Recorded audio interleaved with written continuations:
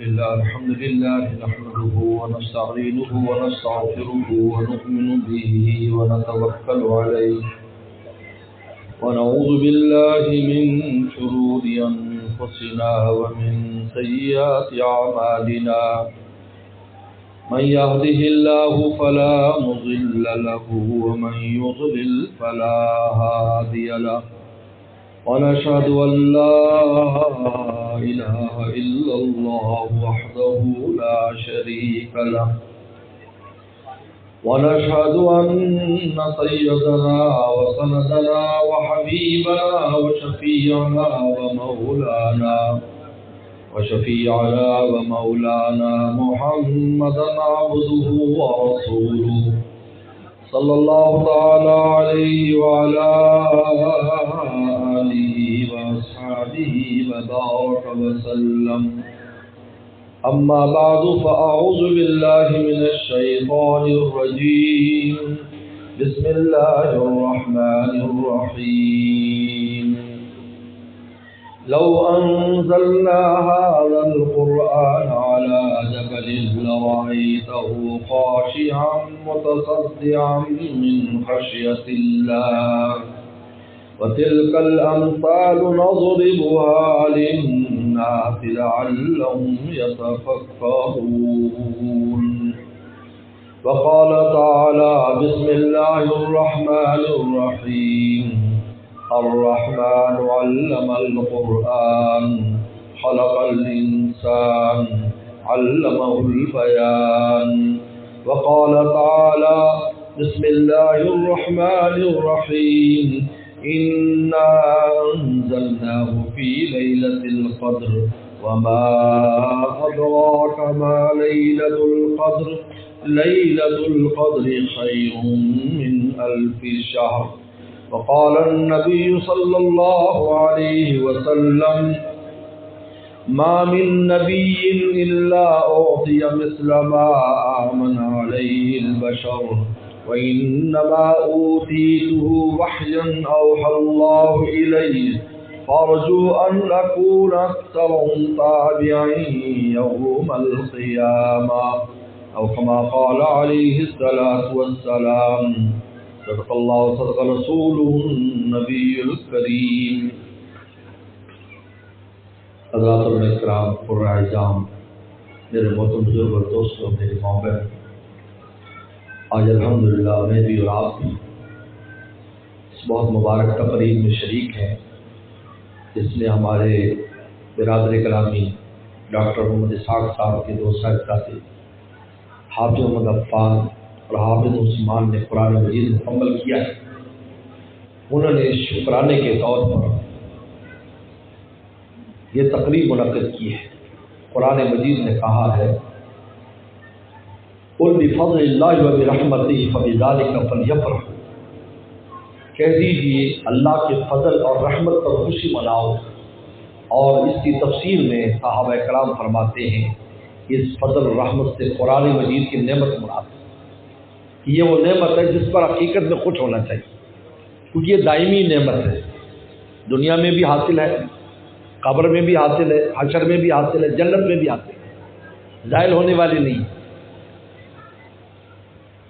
حدیث شریف میں آتا ہے پیغمبر اسلام نے ارشاد فرمایا کہ ہر پیغمبر کو اللہ نے جو معجزہ دیا وہ اس نبی کے ساتھ رہا اور نبی کے ساتھ چلا گیا. موسیٰ صلی اللہ علیہ وسلم کو اللہ نے عصا دیا، اس کو دیکھ کر لوگ ایمان لائے، لیکن وہ عصا موسیٰ علیہ السلام کی وفات کے بعد بھی باقی تھا لیکن کام نہیں کرتا تھا. اب اس میں اعجازی کیفیت نہ رہی. نوح علیہ السلام کی کشتی تھی، وہ نوح علیہ السلام کا ایک معجزہ تھا، کیسے خود چلتی تھی، خود رکتی تھی، سب نظام تھا. نوح علیہ السلام کا جب انتقال ہو گیا، حضرت نوح علیہ السلام کا تقریباً 1060 سال کی عمر میں انتقال ہوا. وہ کشتی اب کام نہیں کرتی تھی، اب نہیں چلتی.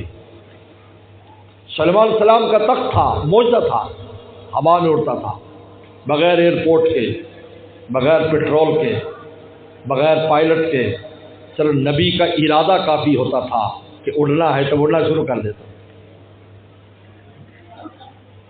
اس لیے اللہ والے نے بڑی پیاری بات کی ہے کہ پہلے زمانے میں انسانوں نے ترقی کی تھی، اب اشیاء نے ترقی کی ہے۔ پہلے انسانوں نے ترقی کی تھی۔ ایسا نہیں ہے کہ آج کی جو جدید دنیا میں جو چیزیں مجھے آپ کو نظر آ رہی ہیں، کیا پہلے زمانے میں اس سے کوئی استفادہ نہیں کر سکے؟ ایسا نہیں تھا۔ حضرت عمر رضی اللہ تعالیٰ عنہ نے مدینہ شریف کے ممبر سے کہا تھا یا ساریۃ الجبل، اور ان کی وہ آواز عراق میں پہنچی تھی۔ آج اگر موبائل فون کے ذریعے میں اور آپ آوازیں پہنچا رہے ہیں تو اس زمانے میں بھی پہنچ جاتی ہے، لیکن یہ معجزہ کام نہیں کرتا تھا۔ لیکن آپ علیہ السلام نے ارشاد فرمایا کہ مجھے اللہ نے جو معجزہ دیا ہے وہ وحی الہی اور کلام الہی، آپ نے ارشاد فرمایا۔ لہٰذا یہ کلام الہی ہے، یہ قیامت تک رہے گا۔ فارجو ان اکون اکثر تابع یوم القیامہ، لہٰذا قیامت کے دن سب سے زیادہ میرے ماننے والے ہوں گے، کیونکہ میرے بعد بھی میرا معجزہ قیامت تک برقرار رہے گا۔ آج اس کا اعجاز ہے، یہ چھوٹے چھوٹے بچے میرے دائیں بائیں بیٹھے ہیں، آپ ان کی عمریں دیکھ لیں اور قرآن مجید کو دیکھ لیں کہ کس طرح قرآن ان کے سینے میں محفوظ ہے۔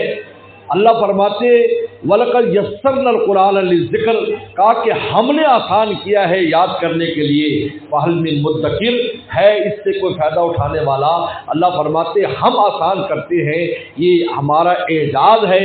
کتنی بڑی کتاب کہ جس کو ہم پہاڑ پر نازل کرتے وہ دب کے ریزہ ہو جاتا، ہم نے اپنے پیغمبر پر پہلی 5 آیات نازل کی، 3 سال تک پیغمبر اسلام کو اللہ نے آرام کرایا کہ ان 5 آیات کا اتنا بوجھ تھا اللہ کے نبی پر کہ 3 سال تک ان کو آرام کرایا گیا، اور اس کے بعد پھر وحی الہی آئی۔ لیکن دیکھیے یہ پیغمبر اسلام کا معجزہ ہے کہ چھوٹے چھوٹے بچوں کے سینے میں 30 سپارے جمع ہیں، حالانکہ اس کا طاقت کتنی ہے، پہاڑ پر بھی اگر نازل کر دیتے۔ لو انزلنا القرآن جبل، قرآن، اب قرآن کی طاقت کو اللہ بیان کر رہے ہیں کہ یہ معمولی نعمت نہیں ہے، اس کے پیچھے ہماری قدرت کار فرما ہے، اس کے پیچھے ہمارے پیغمبر کا معجزہ ہے۔ اس لیے علامہ ابن قیم الجوزی بہت بڑے آدمی ہیں، علامہ ابن تیمیہ کے بڑے شاگرد ہیں، انہوں نے لکھا ہے کہ قیامت تک آنے والے حفاظ، قیامت تک آنے والے علماء، قیامت تک آنے والے محدثین، قراء، یعنی جن کا تعلق قرآن مجید کے ساتھ ہے، کیونکہ حدیث بھی قرآن مجید کی گھومتی ہے، فرمایا قیامت تک آنے والی یہ جو لوگ ہیں یہ پیغمبر سلام کا معجزہ ہے۔ یہی وجہ ہے کہ پوری دنیا میں آج ہر آدمی اپنے مذہب کے لیے بہت کچھ کرتا ہے، اور یہود و نصارہ تو خاص طور پر اس وقت پوری دنیا کے اوپر قابض ہیں۔ ہم ان سے ایک ہی سوال کرتے ہیں کہ کیا آپ کے کتب خانوں میں تورات اس زبان میں موجود ہے جس میں نازل ہوئی تھی؟ انجیل موجود ہے اس زبان میں جس میں نازل ہوئی تھی؟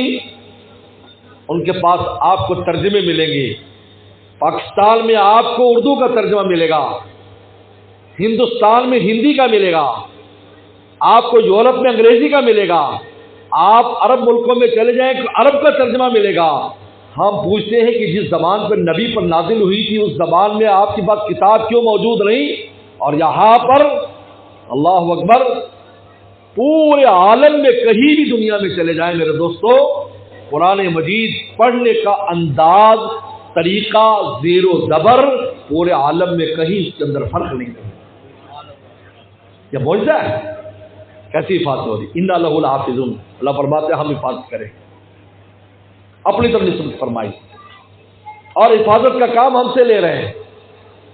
اس لیے میں اکثر کہا کرتا ہوں کہ اللہ تعالیٰ کسی شے کی حفاظت کے لیے کسی طاقتور نقشوں کے محتاج نہیں ہے، اور آپ تو ایک حفاظت کرنے کے لیے طاقتور نقشے بناتے ہیں کہ ہمارے پاس یہ چیز ہوگی تو حفاظت ہوگی، اللہ تعالیٰ نے اپنے گھر کی حفاظت کا جب باری آئی تو اللہ تعالیٰ ان ہاتھیوں سے بڑے بڑے بھی جانور بھیج سکتے تھے، اور دنیا میں ایسے جانور رہے ہیں، ہاتھی صلی اللہ علیہ وسلم کے زمانے تک رہے ہیں کہ پرندہ اتنا بڑا ہوتا تھا کہ ایک ایک دو آدمیوں کو اٹھا کے لے جاتا تھا۔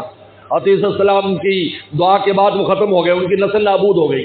لوگوں نے شکایت کی کہ یہ اتنا بڑا پرندہ آتا ہے کہ آدمی اٹھا کے لے جاتا ہے، وہ ہاتھیوں کو اٹھا کر لے جاتے ایسے بھیج سکتے تھے، لیکن نہیں، فرمایا طاقت دراصل اس کی ہے جس کی پیٹھ پر ہم ہیں، آگے نقشے کی طاقت نہیں ہے، طاقت پیچھے ہوتی۔ گولی کو سکے میں طاقت نہیں ہوتی، طاقت بارود کی ہوا کرتی، اگر بارود فیل ہو جائے کہتی گولی نہیں چلی، مس ہو گئی، کیوں مس ہو گئی؟ بارود نے کام نہیں کیا۔ اللہ فرماتے ہماری طاقت اصل ہے، نقشے کی نہیں ہے۔ ابابیلوں کو بھیجا، بیت اللہ کی باری تو ابابیل بھیجے، اب رسول اللہ کی باری صلی اللہ علیہ وسلم، آپ کی حفاظت کی باری آئی، کوئی جنات بھیج سکتے تھے، ایک جن ایسی چیخ مارتا، سارے تلاش کرنے والے وہاں سے دوڑ جاتے، بھاگ جاتے، لیکن آپ دیکھیں کہ مکڑی اور کبوتر سے اپنے محبوب پیغمبر کی اور صدیق کی حفاظت کی۔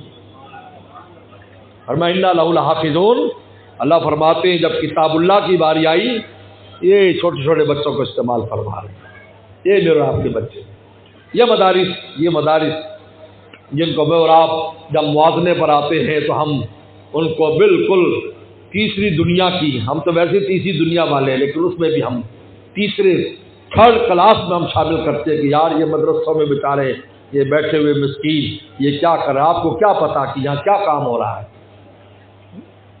یہی اللہ تعالیٰ کی طاقت ہے، انا لہ لحافظون، کہ ہم کمزوروں سے حفاظت کرائیں گے لیکن پیٹھ پر ہم ہوں گے۔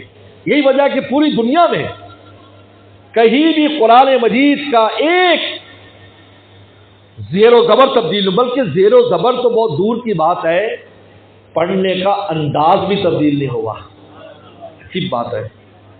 یعنی یہ قرآن مجید ایسی کتاب ہے جس میں پڑھنے کا بھی انداز ہے۔ اللہ آپ دیکھیں، آپ ماشاءاللہ پڑھے لکھے دوستوں کا مجمع ہے، آپ نے علم تعالیٰ کا الف لام میم اور الف لام میم جب جہاں سے قرآن سے اس کا الف لام میم لکھنے میں دونوں ایک جیسے ہیں، لیکن پڑھنے کا فرق کیوں ہے؟ کیونکہ رسول اللہ نے اس کو ایسے پڑھا ہے، اس کو ایسے پڑھا ہے، پڑھائی کا بھی فرق نہیں کر سکتے آپ۔ وہاں آپ کا الف لام میم الگ پڑھنا ہوگا اور علم تلا میں علم ملا کر آپ کو پڑھنا ہوگا، بلکہ اور کتنی ایسی جگہ ہے۔ قرآن مجید واحد کتاب ہے جس کے پڑھنے کے آداب بھی ہیں، طریقہ بھی ہے کہ آپ نے کون سا لفظ زبان کی اور دانتوں کے کون سے اس سے ادا کرنا ہے۔ تجوید کے قراء اس پر محنت کرتے ہیں، بیٹا یہ یہاں سے پڑھو، یہ پڑھو۔ دنیا کی کسی زبان میں ہے؟ آپ حضرات انگریزی پڑھے ہوئے ہیں، کبھی استاد نے کہا کہ بھائی جی یہاں سے نکالنا اور اے یہاں سے نکالنا اور بی یہاں سے نکالنا، اور جیسا بھی رگڑا دے دو کہ ٹھیک ہو گیا بھائی، لیکن قرآن مجید میں نہیں کر سکتے۔ آپ صاد کو کہاں سے آپ نے نکالنا ہے، سین کو کہاں سے؟ انا لہ لحافظون۔ اللہ تعالیٰ نے نہ صرف نفس قرآن کی حفاظت کی ہے، اس کے آداب کی، اس کے الفاظ کی، یہاں تک کہ اس کے پڑھنے کے طریقوں کی بھی حفاظت فرمائی، ہم حفاظت کرنے والے۔ اس لیے آپ نے فرمایا مجھے جو معجزہ دیا گیا ہے وہ قرآن مجید کا معجزہ ہے، زیادہ قیامت کے دن سب زیادہ میرے ماننے والے ہوں کیونکہ میرا معجزہ زندہ ہے۔ پورے عالم میں قرآن مجید جس طریقے پر آج بھی اس دور میں بھی جس طرح ہدایت کا ذریعہ بن رہا ہے، میرے دوستو حیرت ہوتی ہے۔ آپ دوسرے ملکوں میں ایمان لانے والوں کو پوچھیں کتنے لوگ ہیں جو قرآن مجید کی وجہ سے مسلمان ہو جاتے ہیں۔ ابھی لندن میں ایک انگریز مسلمان ہوا، پی ایچ ڈی کر رہا تھا، اور اس کی پی ایچ ڈی مذاہب پر تھی، مذاہب پر پی ایچ ڈی کر رہا تھا۔ تو ہر مذہب پر اس نے پڑھا، ہندو ازم پر پڑھا، اس نے سکھ ازم پر پڑھا، بدھسٹ پر پڑھا، اور جتنے بھی مذاہب دنیا میں، آخر میں اسلام پر۔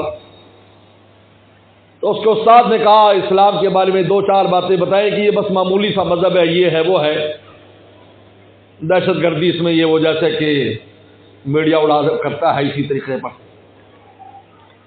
تو اس شاگرد نے کہا کہ سر یہ آپ نے اسلام تو دنیا میں اتنا مشہور ہے اور ہر وقت ہم کانوں میں اسلام کے بارے میں سنتے، منفی تبصرے یا مثبت جو بھی ہے، تو آپ نے یہ چند سطور میں ایک صفحے کے اندر ہی آپ نے اس کو ختم کر دیا، سمجھ نہیں آتی۔ ہندوازم پر آپ نے 100 صفحات مجھ سے جناب مقالہ لکھوایا، اور سکھ ازم پر، اور اس بات کہتا ہے بھائی ایک صفحے میں آ گیا، یہ کیا بات ہے؟ انہوں نے کہا نہیں ایسا ہی ہے۔ تو شاگرد نے یہ فیصلہ کیا کہ میں استاد کی لائبریری جو ہے نا، پرسنل لائبریری جو گھر میں ہے، میں اس کو چیک کروں گا، اس میں اسلام کے کون سے ریفرنس موجود ہیں۔ تو ایک دن وہ گھر گیا، جب استاد یونیورسٹی میں تو گھر پہنچ گیا، انہوں نے کہا جی وہ چونکہ ساتھ آتے جاتا تھا، خاص شاگرد تھا، تو اس نے گھر میں ان کی اہلیہ سے کہا کہ میں نے استاد جی نے بھیجا ہے، وہ لائبریری میں کچھ تھوڑا سا کچھ کتابیں دیکھنی ہیں، لانی لینی ہے۔ کہا ٹھیک ہے جاؤ۔ وہ طے خانے میں تھی، اور نیچے چلا گیا لائبریری، اس نے دیکھا تو قرآن مجید انگلش میں مترجم موجود ہو، جس پر لکھا ہے ہولی قرآن۔ تو قرآن کو تو وہ جانتا تھا، اس نے وہ کتاب وہاں سے اٹھا لی، قرآن میں لا کر جب مطالعہ کیا تو اس کو ایسے محسوس ہوا کہ رب کی ذات مجھ سے ہی مخاطب ہے۔ وہ پڑھتا گیا اور قرآن مجید میں ڈوبتا گیا۔ جب اس نے قرآن مجید کا چند دن میں ترجمہ مکمل کر لیا تو پھر ایک مسلمان اسکالر سے آ کر ملا، انہوں نے کہا کہ میں اسلام لانا چاہتا ہوں، اور پھر وہ اسلام اور مسلمان ہو گیا۔ ہمارے ایک دوست لندن میں رہتے ہیں، کبھی کبھی یہاں ہمارے پاس بھاون نگر میں آتے ہیں، تو وہ ان کے انٹرویو کے گئے، ان کو یہ ساری اس نے واقعہ سنایا کہ اس طرح کے پر میں اسلام پر آیا۔ تو پھر کہا کہ پھر میں مسلمانوں سے ملا، اور میرے اوپر تو قرآن مجید کا بڑا عجیب و غریب اثر تھا، اور میرا دل چاہتا تھا کہ میں اس نعمت کو اپنے ساری برادری میں اور سب میں عام کر دوں کہ بھائی یہ دیکھو یہ صاف حقانیت موجود ہے، اس کو پڑھنے کا بھی اپنا مزہ، سننے کا اپنا مزہ، سمجھنے کا اپنا مزہ، عمل کا اپنا مزہ ہے۔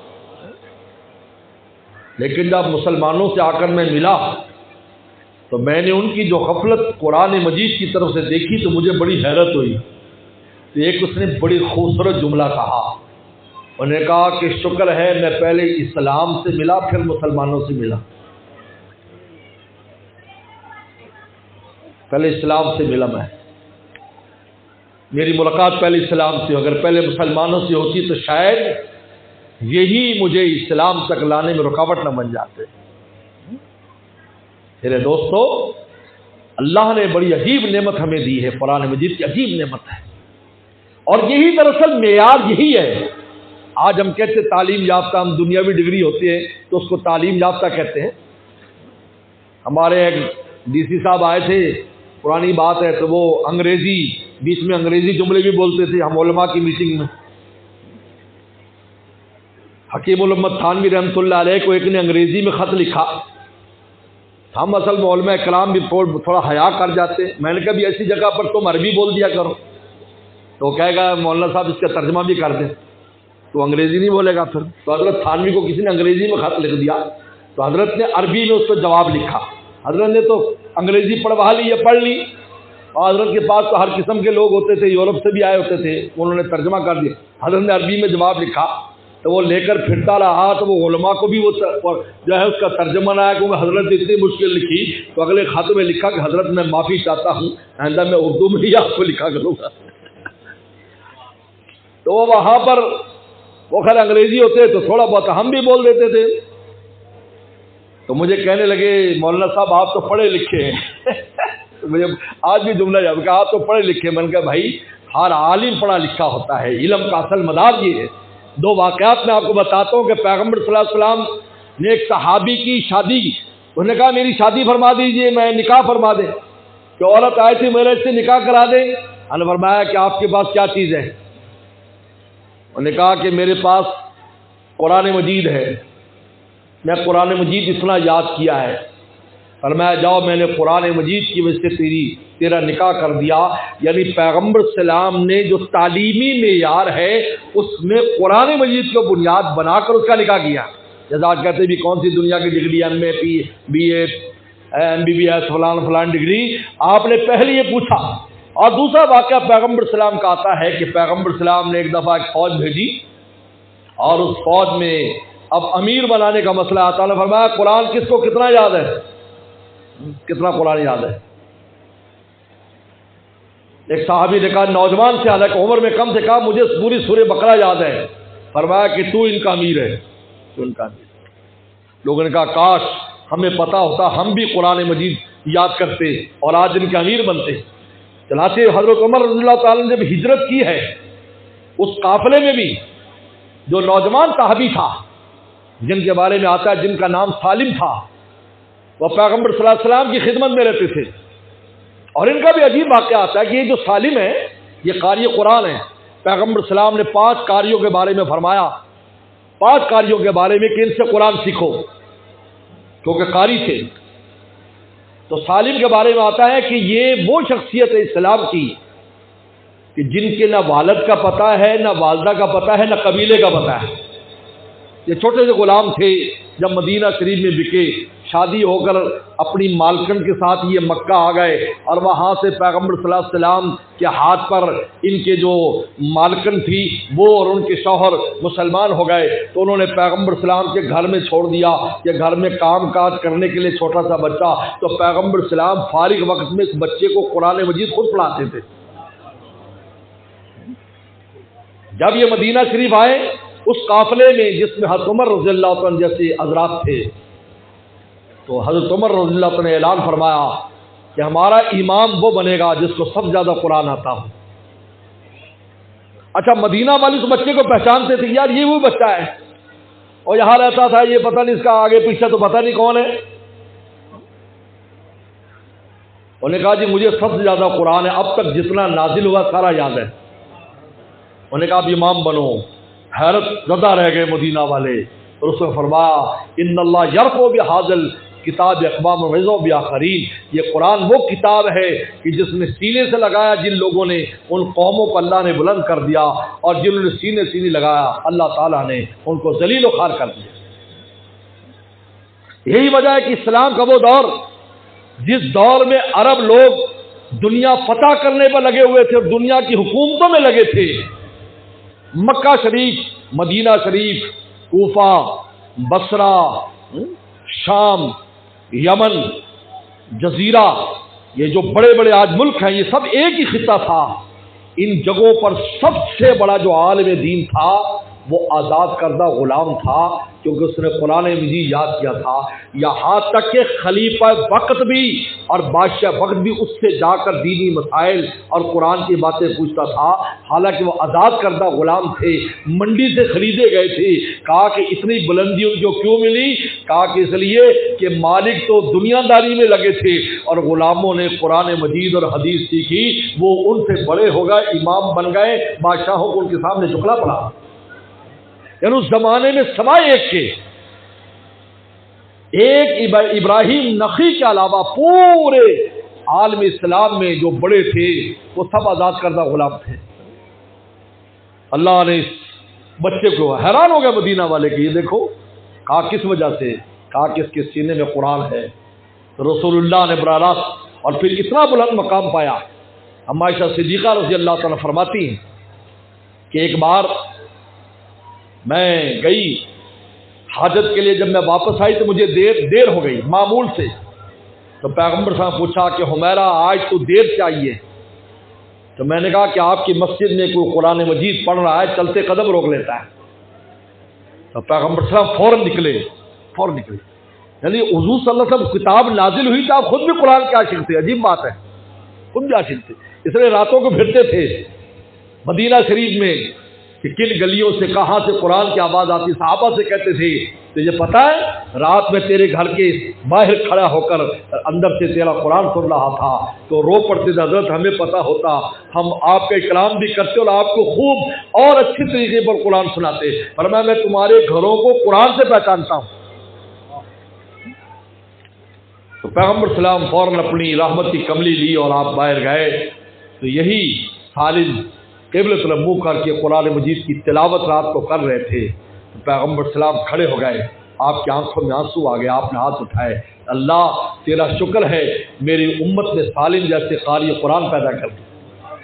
میرے دوستو، پیغمبر صلی اللہ علیہ وسلم نے ارشاد فرمایا کہ حسد 2 چیزوں میں، حسد سے مراد ہے غبطہ، رشک کرنا ہو تو 2 چیزوں میں رشک کرو، ایک جس کو اللہ نے قرآن مجید کی نعمت دی ہے اور رات دن اس قرآن کو لے کر چل رہا ہے، اور دوسرا فرمایا جس کو اللہ نے مال دیا ہے اور رات دن وہ اللہ کے راستے میں خرچ کر رہا ہے۔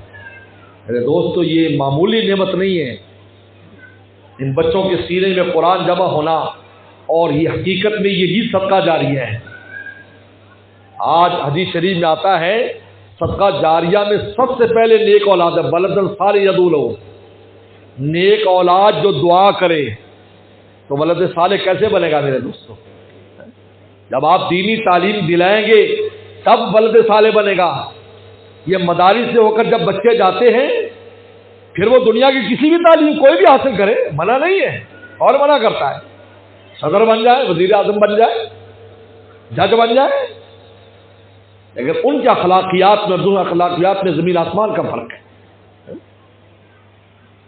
ہندوستان میں ایک بہت بڑے نواب تھے، ان کا ایک بچہ اسی طرح مدرسوں سے ہو کر گیا تھا اور باقی دوسری تعلیم حاصل کی تھی،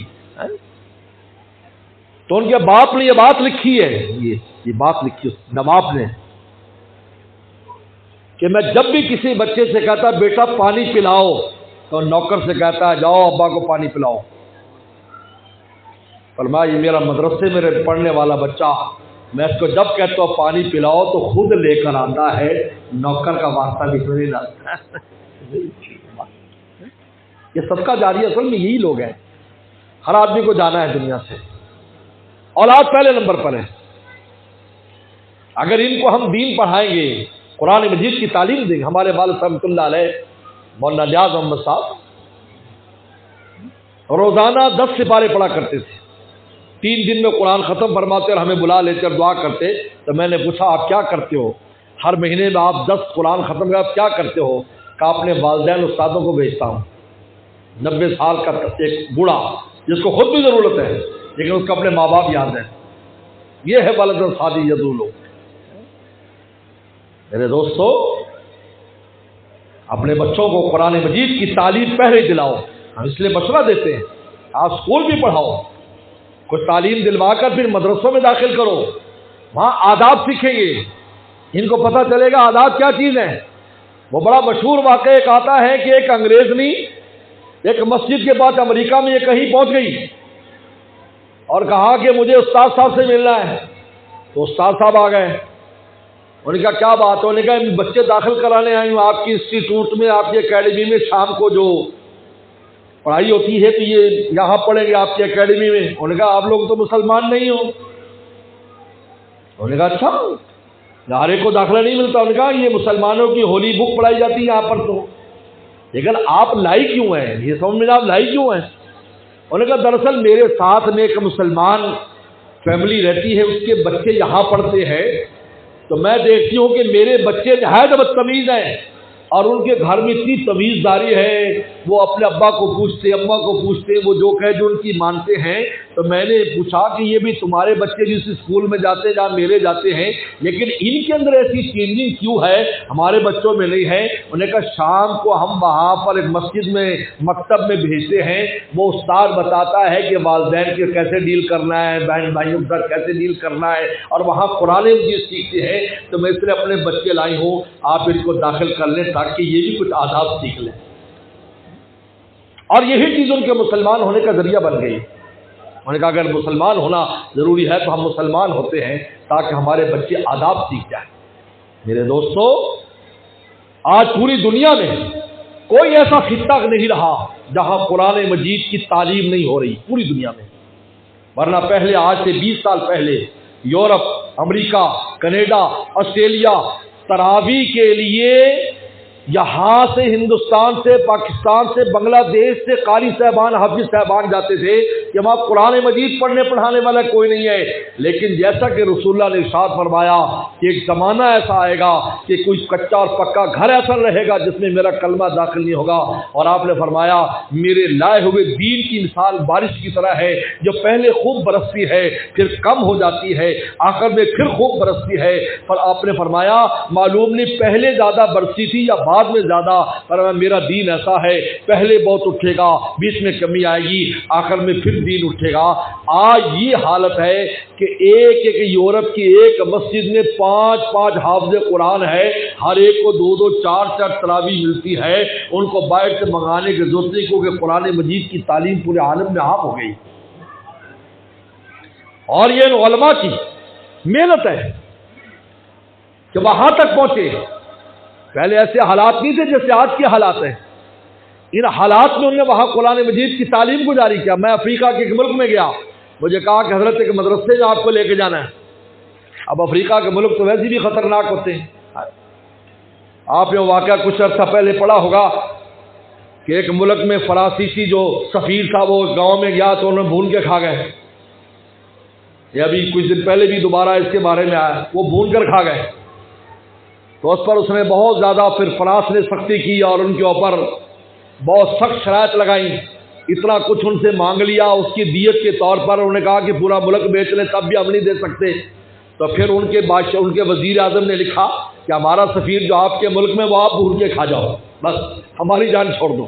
ہوتا ہے ایسے، ہر ایک جنگل میں لے گئے ہمیں، ہم وہاں جنگل میں گئے، بالکل جنگل کا ماحول، تو جب قریب پہنچے تو قرآن مجید کی آواز آ رہی پڑھنے کی، بڑا حیران ہوا، بھی بالکل جنگل کا ماحول ہے، ارد گرد سب خطرناک چیزیں ہیں، اور اس میں تو اندر گئے تو آپ یقین مانے 1000 بچے اور بچیاں قرآن مجید پڑھ رہے تھے، 1000، اور اتنا خوبصورت قرآن، حالانکہ وہ حبشی تھے، اتنا خوبصورت قرآن کہ آپ آنکھ بند کر لیں تو آپ کو ایسے لگے کہ آپ حرم میں بیٹھے۔ تو اللہ تعالیٰ فرماتے ہیں الرحمن علم القرآن، کہ رحمان قرآن سکھاتا ہے، خلق الانسان، انسان کو پیدا کر علم البیان، اور قوت گویائی بھی، یعنی یہ قرآن مجید ہر پورے عالم کے لیے ہے۔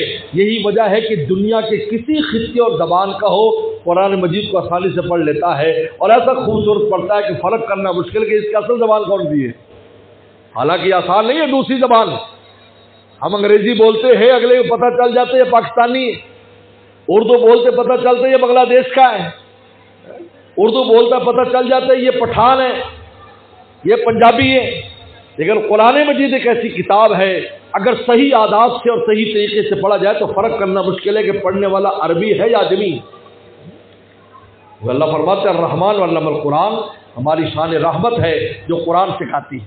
اس لیے میرے دوستو، میں ڈاکٹر صاحب کو مبارکباد پیش کرتا ہوں، اور ان کی فیملی کو بھی، اور ان کے تمام عزیز و اقارب کو بھی۔ یہ بہت بڑی نعمت ہے جو اللہ نے آپ کو عطا فرمائی، اس پر جتنا بھی شکر ادا کرے کم ہے۔ اور میں آپ سب سے یہ کہتا ہوں کہ قرآن مجید سے اپنا تعلق بھی پیدا کریں، جہاں ہم بہت مصروف ہوتے ہیں۔ میں کراچی ایک بار گیا، کافی بہت سال 1.5 سال کی بات ہے، وہاں ایک جگہ میرا بیان تھا، تو ماشاءاللہ ویسا ماحول بن رہا ہے، وہ ختم قرآن پر انہوں نے ایک ہال میں رکھا تھا، تو وہ میمن حضرات تھے، تو ایک میمن تھے بہت بڑے کاروباری، تو بزنس مین کہ جس کی نس بزی ہو اس کو بزنس مین کہتے ہیں، نس بزی ہو، اتنا معروف۔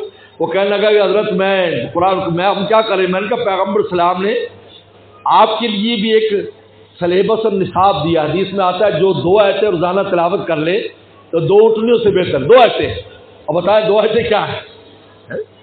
5 کر لے 5 سے بہتر، 10 کر لے 10 سے بہتر۔ تو میں نے کہا آپ 2 سے شروع کر لیں، تھوڑا موبائل فون اور دوسری چیزوں سے کم کر دیں، کیونکہ بزنس مین سب سے جاتے ہی سب سے پہلے اخبار کا وہ صفحہ پڑھتے ہیں جس میں اسٹاک ایکسچینج اور دوسری چیزیں ہوتی ہیں، یا وہ دیکھتے ٹی وی کے اوپر بھی آج بھاؤ اوپر جا رہے ہیں نیچے جا رہا ہے۔ ہمارے ایک دوست تھے، وہ بیچارے اس سے بڑا پریشان رہتے تھے، بعد میں اللہ والوں کی صحبت میں آ گئے، دین پر آ گئے، انہوں نے کہا حضرت اب بالکل چھوڑ ہی دیا ہے، اس لیے کہ جو روٹی ملنی ہے وہ تو ملنی کر ہی رہے گا، اور جو نہیں ملنی اس کے لیے غمگین ہونے کی ضرورت ہی نہیں ہے۔ کہ جب سے میں بزرگوں کے پاس آنا جانا شروع کیا ہے، میں نے اب یہ دیکھنا ہی شروع کر دیا بھی آج اسٹاک اوپر جا رہا ہے یا نیچے جا رہا ہے، کیونکہ آپ کی روٹی تو آپ کو ملنی ہے۔ کہتے ہیں کہیں قحط پڑا ہوا تھا تو سب پریشان تھے، تو ایک غلام ہنستا پھر رہا تھا، تو کسی نے کہا کہ یار تو غلام ہو کر ہنس پھر رہا ہے، یہاں تو کسی کو روٹی نہیں مل رہی۔ انہوں نے کہا اصل میں جس کا غلام ہوں وہ مالک جو ہے اس کی دوسرے علاقے میں زمین ہے، تو وہاں سے اس کا غلہ آتا ہے، لہٰذا اس نے مجھے تو روٹی دینی ہی دینی ہے، وہی تو روٹی دینی ہے، لہٰذا جب اس کے غلہ آتا ہے تو میں کس بات کا غم کروں۔ تو جب انسان کا یقین ہو جاتا ہے کہ اللہ تعالیٰ نے جو روٹی ہے وہ دینی ہے، یہ غلط ہمارا کنسیپٹ ہے کہ ہم بچے کو ڈاکٹر بنائیں گے تو اچھی روٹی کھائے گا، انجینئر بنائیں گے تو اچھی روٹی کھائے گا، ایسا کچھ نہیں ہے، ایسا کچھ نہیں ہے، یہ سب اللہ کی تقسیم ہے، 4 مہینے کے ماں کے پیٹ میں تو تقسیم ہے، لیکن سکون اور راحت کی روٹی ملے تو میرے دوستو اس سوکھے ٹکڑے کے اوپر بریانی اور قورمہ بھی قربان ہے جس کے اندر پریشانی ساتھ آتی ہے، جس کو کہتے ہیں کہ دل پر عذاب اور منہ میں کباب ہو، دل گلستہ تھا تو ہر شے سے ٹپکتی تھی بہار، دل بیاباں ہو گیا عالم بیاباں ہو گیا، اور دل کب گلستہ بنتا ہے؟ جس طرح رخ کیا تو نے گلستہ ہو گیا اور تو نے رخ پھیلا جدھر سے بیاباں ہو گیا۔ اللہ کی ناراضگی میں کتنا بھی وہ سونا بھی کھائے گا اس کی پریشانی نہیں جائے گی، اور اللہ کو راضی کر کے سکا ٹکڑا بھی کھائے گا۔ صحابہ کرام بارے قرآن نے کہا سیماہم فی وجوہہم من اثر السجود، ایسے چہرے سے دیکھنے والا کہتا یہ تو غریب، یہ بھوکے ہے ہی نہیں، ایسے چہرے سے۔ تو میرے دوستو تو اللہ تعالیٰ جو ہے، تو میں عرض کر رہا تھا کہ تو وہ دوست، اس کے بعد میں پھر ملنے گیا 3 مہینے کے بعد میں کراچی گیا تو مجھے ایک میمن دوست نے فون کیا کہ وہ آپ کو ملنا چاہتے ہیں، ہمارے دوست۔ ملاقات ہوئی تو مجھے کہنے لگے حضرت وہ 2 ایسے میں نے شروع کی اور ایسا چسکا لگا کہ جب تک ایک پارہ نہ پڑھ لوں تو مجھے صبر نہیں آتا، تو میں نے پھر اس پر شعر سنا دیا کہ چسکا لگا ہے جام کا، شغل ہے صبح و شام کا، اب میں تمہارے کام کا ہے دوستو رہا نہیں۔ تو میں آپ حضرات سے بھی کہتا ہوں قرآن مجید کا روزانہ کی بنیاد پر معمول بنائے، تھوڑا سا پڑھ لیں، 2 ایسے پڑھ لیں، 5 پڑھ لیں، 10 پڑھ لیں۔ رمضان آ رہا ہے، رمضان تو ہے ہی قرآن مجید کا مہینہ، ہر کام سے فارغ ہو قرآن، لوگ پوچھتے کون سا وظیفہ کریں، رمضان میں تو قرآن ہی مجید کا ہی وظیفہ ہے کہ آپ قرآن مجید کثرت سے پڑھیں، اور اپنی اولادوں کو، اگر اولادیں بڑی ہو گئی ہیں تو اگلی اولادوں کو، نواسوں کو، پوتوں کو کوشش کریں کہ قرآن مجید کی تعلیم دلائیں۔ اس لیے میں انہی الفاظ پر اکتفا کرتا ہوں، اور ایک بار پھر میں ان بچوں کو بھی اور ان کے والد صاحب کو اور ان کے استاد صاحب کو بھی جن مدارس میں پڑھے ان کو بھی مبارکباد پیش کرتا ہوں۔ وآخر دعوانا ان الحمدللہ رب العالمین۔ یہ کوئی بات نہیں، دعا کرنی ہے نا، ابھی تو دعا کر دیں ڈاکٹر صاحب۔ اللهم لك الحمد كما انت صلی علی محمد كما انت اهل وفل بنا كما انت اهل انك انت التقوى والمغفرة ربنا ظلمنا انفسنا وان لم تغفر لنا وترحمنا لنكونن من الخاسرين اللهم انا نسألك الهدى والتقى والعفاف والغنى اللهم اصلح عاقبتنا في الامور كلها واجرنا من خزي الدنيا وعذاب الاخرة۔ یا اللہ ان بچوں کے قرآن مجید مکمل کرنے کو قبول فرما، یا اللہ ان بچوں کو پوری زندگی اس نعمت کی حفاظت کی توفیق عطا فرما، انا اللیل انا النہار، یا اللہ اس کی تلاوت کی توفیق عطا فرما، اور پوری زندگی یا اللہ اس نعمت کو برقرار رکھنے کی توفیق عطا فرما۔ یا اللہ ان بچوں کو والدین کے لیے، اپنے اساتذہ کے لیے، یا اللہ اپنے عزیز و اقارب کے لیے، مدرسے والوں کے لیے، استادوں کے لیے، مدرسے کے معاملین کے لیے صدقہ جاریہ فرما۔ یا اللہ ہماری اولادوں کو قیامت تک آنے والی ہماری نسلوں کو اللہ والا فرما، علم نافع عمل مقبول عطا فرما۔ یا اللہ اس قرآن مجید میں ہم سب کو، یا اللہ اب سب کو یا اللہ حصہ عطا فرما، یا اللہ سب کو حصہ عطا فرما، خود بھی یا اللہ تلاوت قرآن کا پابند فرما، اور یا اللہ اشاعت قرآن میں اپنا حصہ لگانے کی توفیق عطا فرما، اپنی اولادوں کو، اگلی نسلوں کو یا اللہ قرآن مجید کی تعلیم دلوانے کی توفیق عطا فرما۔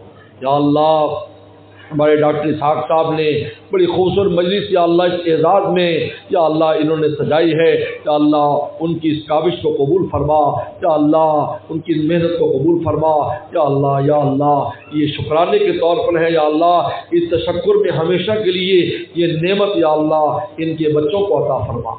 یا اللہ ہم سب کے اولادوں کو یا اللہ ہمیں بھی قرآن مجید کا خاص یا اللہ خاص شغف، خاص عشق اور خاص محبت میں نصیب فرما، اور خوب تلاوت کی توفیق عطا فرما۔ رمضان المبارک آ رہا ہے یا اللہ، پیغمبر السلام نے 2 مہینے پہلے ہی رمضان المبارک کے بارے میں فرمایا تھا اللہم بارک لنا فی رجب و شعبان و بلغنا رمضان، یا اللہ چند دن رہ گئے عافیت کے ساتھ میں رمضان تک پہنچا، اور رمضان میں یا اللہ دن کو روزہ رکھنے، رات کو تراویح پڑھنے اور قرآن کی تلاوت کی خوب توفیق عطا فرما، اور اس رمضان کو پوری امت کی یا اللہ روحانی ترقی کا ذریعہ فرما اور ظاہری ترقی کا ذریعہ فرما۔ یا اللہ جس مجلس میں قرآن مکمل ہوتا ہے دعائیں قبول ہوتی، یا اللہ ہماری دعاؤں کو شرف قبولیت نصیب فرما۔ یا اللہ ہمارے ملک پاکستان کی حفاظت فرما، پاکستان کے اندر یا اللہ یہ ساری بہاریں ہیں، مدارس ہے، یا اللہ دینی تعلیم ہے، علماء صلاح ہے، یا اللہ بہت بڑی نعمت ہے جو ہمارے ملک کو عطا فرمائی، اور ہمارا ملک بہت بڑی نعمت ہے جو آپ نے ہمیں عطا فرمایا۔ اس ملک کے چپے چپے کی حفاظت فرما، یا اللہ چپے چپے کی حفاظت فرما، اس کی نظریات و سرحدات کی حفاظت فرما، یا اللہ اندرونی بیرونی سارے خلفشار کو ختم فرما۔ یا اللہ دینی مدارس، مساجد، خانقاہ اور دینی مراکز کی حفاظت فرما، دینی جماعتوں کی حفاظت فرما۔ یا اللہ ہمارے تمام مرحومین مرحومات کی مغفرت فرما۔ یا اللہ ہمارے بچوں کو ہمارے لیے اور ہمیں اپنے بڑوں کے لیے صدقہ جاریہ فرما۔ یا اللہ پوری امت مسلمہ مرحومہ کی مغفرت فرما۔